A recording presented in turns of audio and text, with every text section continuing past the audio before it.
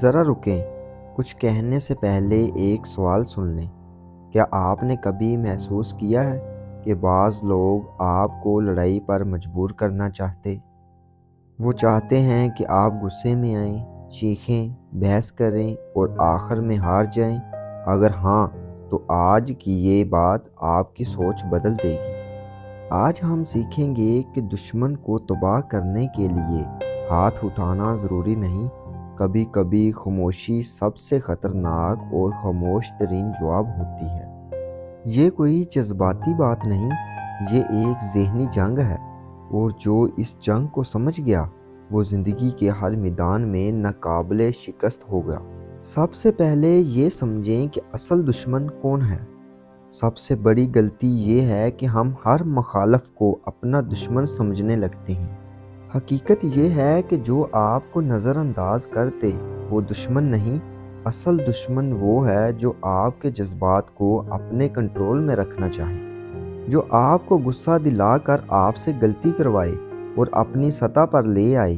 یاد رکھیں، جو آپ کو اکسا رہا ہے وہ آپ سے ڈرتا ہے۔ جب آپ یہ پہچان لیں کہ کون اہم ہے اور کون صرف شور مچا رہا ہے، تو یقین مانیں کہ آپ اپنی آدھی جنگ جیت چکے ہیں۔ لوگ سمجھتے ہیں کہ خاموشی کمزوری کی علامت ہے، مگر حقیقت اس کے بالکل الٹ ہے۔ خاموشی اس کی ہوتی ہے جسے خود پر مکمل قابو ہو۔ جب کوئی آپ کو نیچا دکھائے اور آپ خاموش رہیں تو آپ اس کا کھیل خراب کر دیتے ہیں۔ آپ اسے طاقت نہیں دیتے، غیر متعلق بنا دیتے ہیں۔ یاد رکھیں، جو شخص جواب نہ دے وہ دشمن کو سب سے زیادہ پریشان کرتا ہے۔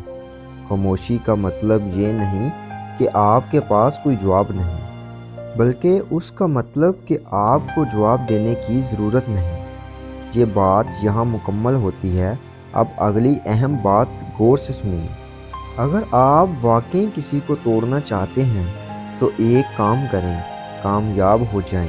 کامیابی وہ چیز ہے جو بغیر آواز کے دشمن کی نیندیں اڑا دے۔ آپ مسلسل آگے بڑھتے جائیں، اپنی زندگی بہتر بنائیں اور اپنے معیار بلند کریں، وہ وہیں رہ جائیں گے اور آپ بہت دور نکل جائیں گی۔ یاد رکھیں، لوگ آپ کی لفظی جواب سے نہیں بلکہ آپ کی ترقی سے جلتے ہیں۔ جب وہ دیکھتے ہیں کہ آپ خوش ہیں تب وہ ہارتے ہیں۔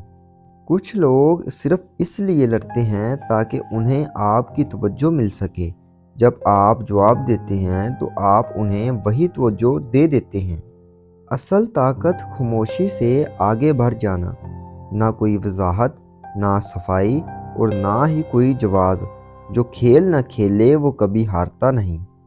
جس دن آپ نے اپنے غصے کو قابو کر لیا اس دن آپ ناقابل شکست ہو گئے۔ غصہ فیصلے خراب کرتا ہے اور انسان کو کمزور بناتا ہے۔ اصل طاقت یہ ہے کہ آپ سنیں، سمجھیں اور پھر فیصلہ کریں۔